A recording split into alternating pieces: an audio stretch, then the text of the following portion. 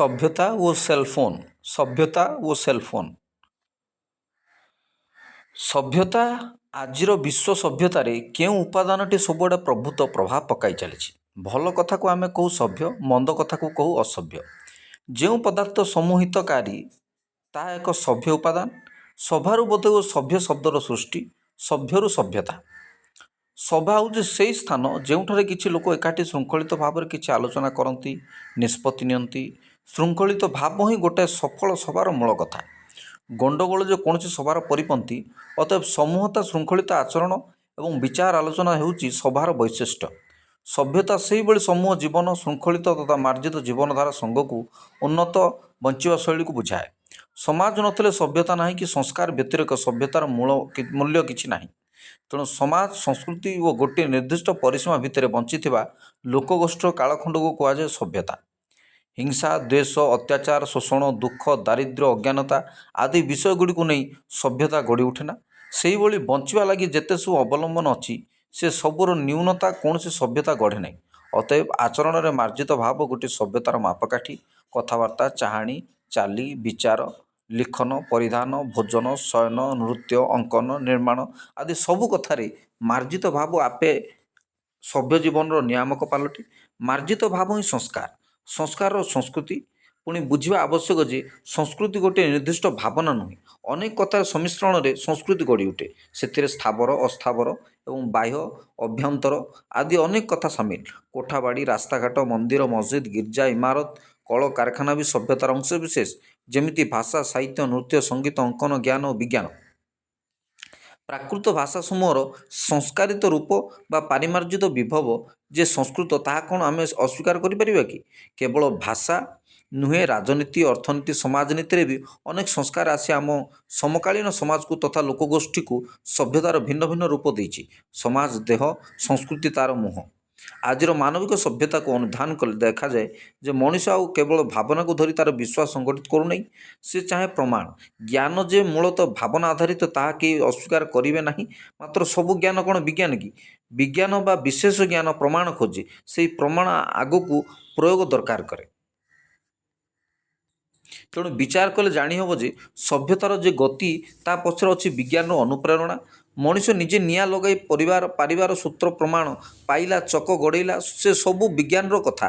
ସ୍ୱରକୁ ଭାଷା କରିବା, ଭାଷାକୁ ଲିପିରେ ପାଇବା, ପୁଣି ସେହି ଭାଷାରୁ ସାହିତ୍ୟ, ସଙ୍ଗୀତ ରଚନା କରିବା ପଛରେ କଳ୍ପନା ଯେତେ ତାଠାରୁ ଅଧିକ ଅଛି ବିଜ୍ଞାନ। କେହି କେହି ବିଜ୍ଞାନକୁ ଗାଳି ଦିଅନ୍ତି। ବିଜ୍ଞାନ ଆସି ଆମ ସରଳ ପ୍ରାକୃତିକ ଜୀବନକୁ ନଷ୍ଟ କରିଦେଲା ବୋଲି କହନ୍ତି। ଏହା କିନ୍ତୁ ସତ କଥା ନୁହେଁ। ବିଜ୍ଞାନ କହିଲେ କେବଳ ପଦାର୍ଥ ନୁହେଁ, ବୈଜ୍ଞାନିକ ଦୃଷ୍ଟିକୋଣ ବି ବିଜ୍ଞାନର ଅଂଶ। ସଭ୍ୟତାର ଯେ ଅଗ୍ରଗତି, ତା ପଛରେ ଅଛି ବିଜ୍ଞାନ। କଳ୍ପନା ବା ଭାବନା ଯେକୌଣସି ଆବିଷ୍କାର ବା ଉଦ୍ଭାବନକୁ ମୂଳ ଯୋଗାଏ, ଉନ୍ମେଷ ଦିଏ। ତାପରେ ଆସେ ପ୍ରମାଣ ପାଇଁ ପ୍ରଚେଷ୍ଟା। ଭାବନା ଥରେ ପ୍ରମାଣ ଆଧାରିତ ହେଲେ ତାହା ବିଜ୍ଞାନ ପାଲଟେ। ସେଥିପାଇଁ ପ୍ରତ୍ୟେକ ରଚନାତ୍ମକ ସୃଷ୍ଟି ବିଜ୍ଞାନର ଗୋଟିଏ ଗୋଟିଏ ଅଂଶ। ରଚନାତ୍ମକତା ନଥିଲେ ବିଜ୍ଞାନ ସମ୍ଭବ ହୁଅନ୍ତା ନାହିଁ। ବିସ୍ତାରିତ କରି ଦେଖିଲେ ସଭ୍ୟତା ହିଁ ରଚନାତ୍ମକତାର ଉଭୟ ଆତ୍ମିକ ଓ ଆଙ୍ଗିକ ରୂପ। ଅତଏବ ସଭ୍ୟତା ପଛରେ ଅସଲ ପ୍ରଚୋଦକ ହେଉଛି ବିଜ୍ଞାନ। ବିଜ୍ଞାନ ଆମକୁ ପ୍ରମାଣ ଦିଏ, ପଦାର୍ଥ ଦିଏ। ପଦାର୍ଥ ବିନା ସଭ୍ୟତା ଆଗକୁ ଆଗେଇବା ଅସମ୍ଭବ। ଆଧୁନିକ ସଭ୍ୟତାକୁ ବିଜ୍ଞାନ ନାନା ଭାବରେ ପ୍ରଭାବିତ କରିଛି। କୋଟି କୋଟି ପଦାର୍ଥ ଭରି ଦେଇଛି ପୃଥିବୀର କୋଣ ଅନୁକୋଣରେ। ସେ ଭିତରୁ ଖୋଜି ବସିଲେ ସେଲଫୋନ୍ ବା ମୋବାଇଲ ଫୋନ୍ ଏଭଳି ଏକ ପଦାର୍ଥ, ଯାହା ବର୍ତ୍ତମାନିକ ବିଶ୍ୱ ଜୀବନକୁ ପ୍ରଭାବିତ କରି ରଖିଛି। ଏ ପ୍ରଭାବ ସମ୍ପ୍ରତି ଅବିରତ, ପୁଣି ଅପ୍ରତିହତ। ଗାଁ, ସହର, ମରୁଭୂମି, ବନାଞ୍ଚଳ, ଆକାଶ, ଗଭୀର ଜଳ ସବୁଆଡ଼େ ତା'ର ଉପସ୍ଥିତି।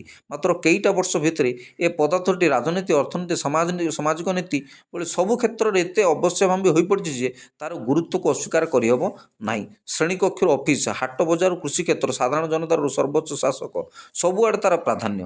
ଜଣାପଡ଼ୁଛି ଶିଳ୍ପ ସଭ୍ୟତା, କୃଷି ସଭ୍ୟତା ଭଳି ସେଲଫୋନ୍ ଯେମିତି ଏକ ବିସ୍ତୃତ ସଭ୍ୟତାର ଏକକ ସୂତ୍ରଧର ପାଲଟିଛି। ଆଧୁନିକ ସମୟ ସଞ୍ଚାର ବା କମ୍ୟୁନିକେସନର ସମୟ। ଯାହା ସଞ୍ଚାର ସହ ସଂଯୁକ୍ତ ନୁହେଁ, ତାହା ଧୀରେ ଧୀରେ ଅପାଙ୍କ୍ତେୟ ହେବାକୁ ବାଧ୍ୟ। ଯେତେ ଯାହା ଭାବନା ବା ବସ୍ତୁ ତାହା ସଞ୍ଚାରବିହୀନ ହେଲେ କ୍ରମେ ତା'ର ଉପସ୍ଥିତି ଜନମାନସରୁ ଅପସରିଯାଏ। ବର୍ତ୍ତମାନର ବିଶ୍ୱ ସଭ୍ୟତା ସଞ୍ଚାର ଆଧାରିତ ଏବଂ ସଞ୍ଚାର ଲାଗି ସବୁଠାରୁ ସହଜ, ସରଳ ତଥା ବ୍ୟାପକ ଭାବରେ ବ୍ୟବହୃତ ପଦାର୍ଥ ହେଉଛି ସେଲଫୋନ୍, ଅନ୍ୟ ଅର୍ଥରେ ମୋବାଇଲ ଫୋନ୍। ଫୋନ୍ର ଜନ୍ମ କେଉଁ କାଳୁ? ରବର୍ଟ ହୁକ୍ ହିଁ ପ୍ରତିଧ୍ୱନିକୁ ମୂଳ କରି ଫୋନ୍ ଭଳି ପଦାର୍ଥଟିର ମୌଳିକ ପରିକଳ୍ପନା କରିଥିଲେ 1672 ଖ୍ରୀଷ୍ଟାବ୍ଦରେ। ମୁହଁରୁ କଥା ଯେ କାହିଁ କେତେ ଯାଏ ଯାଇପାରିବ ସେ କଥାର ବିଜ୍ଞାନ ସିଦ୍ଧ ପ୍ରମାଣ ପାଇଥିଲେ ସେ।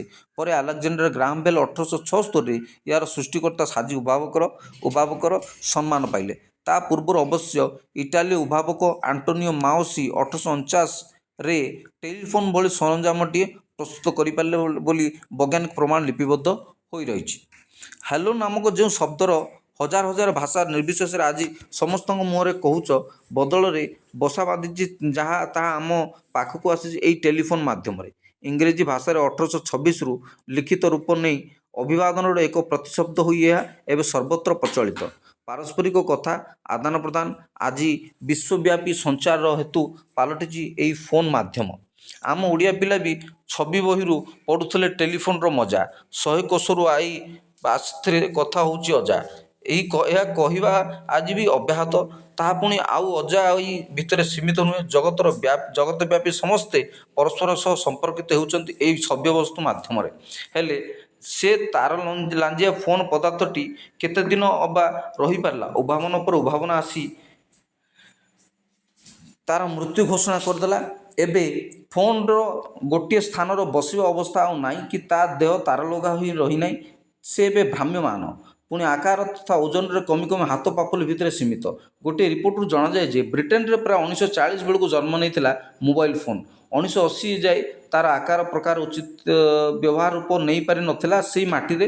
ପୁନଃ 2011 ବେଳକୁ ବିଲାତୀୟମାନେ ସମୀକ୍ଷା କରି ଜାଣିପାରିଲେ ଯେ ଟେଲିଫୋନ୍ ଆଧାରିତ ଯେତେ ବାର୍ତ୍ତାଳାପ ଦେଶରେ ହେଉଛି ସେଥିରୁ ଅଧିକ କରାଯାଉଛି ଭ୍ରାମ୍ୟମାନ ଦୂରଭାଷ ମାଧ୍ୟମରେ। ଲ୍ୟାଣ୍ଡଫୋନ୍ ତାର ଆବଶ୍ୟକତା ହରାଇ ସାରିଥିଲା। ଗୋଟିଏ ପଦାର୍ଥ ମଣିଷର ରଚନାତ୍ମକ ଶକ୍ତି ମାଧ୍ୟମରେ ପ୍ରକଟିତ ହୁଏ, ବ୍ୟବହାରରେ ଲାଗେ, ଧୀରେ ଧୀରେ ଉପଯୋଗିତା ଅନୁସାରେ ତାର ଗ୍ରହଣୀୟତା ବଢ଼େ।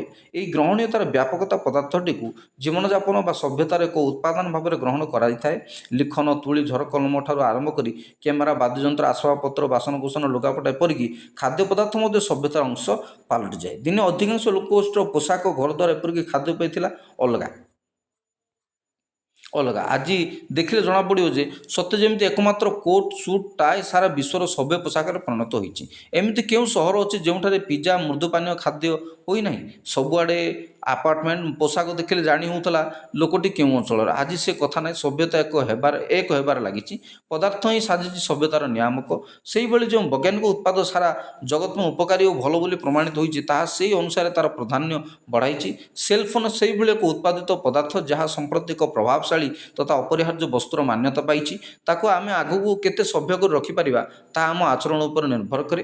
ସଞ୍ଚାର, ଦେଣନେଣ, ଛବି ଏବଂ ବାର୍ତ୍ତା ବିନିମୟ ଭଳି କଥାଠାରୁ ଆରମ୍ଭ କରି ସବୁ ସ୍ତର ଏବେ ସେଲଫୋନ୍ ଅଧୀନରେ। ଅର୍ଥନୀତି ଦିଗରୁ ବିଚାର କଲେ ବ୍ୟାଙ୍କିଂ, ଇନ୍ସୁରାନ୍ସ, ରାଜନୀତି ଦିଗରୁ ବିଚାର କଲେ ସାମାଜିକ ଗଣମାଧ୍ୟମ, ମନୋରଞ୍ଜନ ଦିଗରୁ ବିଚାର କଲେ ଗୀତ, ନାଚ, ଅଭିନୟ ଏବଂ ଶିକ୍ଷା, ସ୍ୱାସ୍ଥ୍ୟ, କୃଷି ସବୁ ଦିଗରୁ ସେଲଫୋନ୍କୁ ଛାଡ଼ି ଆମେ ଯେ ଚଳିପାରିବା ସେ କଥା ଅସମ୍ଭବ।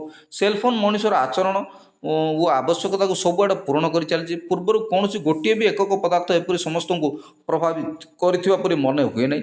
ଧନୀ ନିର୍ଦ୍ଧନ ସମସ୍ତେ ତା କବଳରେ। ସେଲଫୋନ୍ ନାହିଁ ତ ସବୁ ଅଚଳ ସ୍ଥିର। ସେଲଫୋନ୍ ଏବେ ଅନେକରେ ଗୋଟିଏ ନିତ୍ୟ ଦରକାରୀ ପଦାର୍ଥ। କହିବା, ଦେଖିବା, ଲେଖିବା, ଶୁଣିବା, ଜାଣିବା, ଜଣାଇବା, ଆଙ୍କିବା, ଛବି ଉତ୍ତୋଳନ କରିବା, ଛବିରୁ ଆରମ୍ଭ କରି ଲେଖା ତଥା ମୁହଁର କଥା ସାହିତ୍ୟ ପଠାଇବା, ଗ୍ରହଣ କରିବା ଭଳି ଯେତେ ଯେତେ ମାନବୀୟ ସଭ୍ୟ ଆବଶ୍ୟକତା ସବୁ ସମ୍ପୁଟିତ ହୋଇ ରହିଛି ଏହି ଗୋଟିଏ ମାତ୍ର ପଦାର୍ଥରେ। କାଲି ଭଳି କଥା 1973ରେ ମୋଟରୋଲା କମ୍ପାନୀର ମାର୍ଟିନ୍ କୁପର ପ୍ରଥମେ ଦୁନିଆକୁ ଦେଖାଇଲେ ଏକ ହାତଧରା ମୋବାଇଲ ଫୋନ୍। 1983ରେ ସେ କମ୍ପାନୀ ବାହାର କଲା ମୋଟରୋଲା TAC। 1979ରେ ଜାପାନ ଦେଶ ପ୍ରଥମେ ବାହାର କଲା ଉନ୍ନତ ସେଲଫୋନ୍। ତେଣିକି IBM କମ୍ପାନୀ 1993ରେ କଲା IBM ସାଇମନ୍।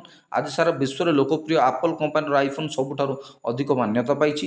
ତାର ଆରମ୍ଭ ହୁଏ ମାତ୍ର 18 ବର୍ଷ ତଳେ 2007ରେ।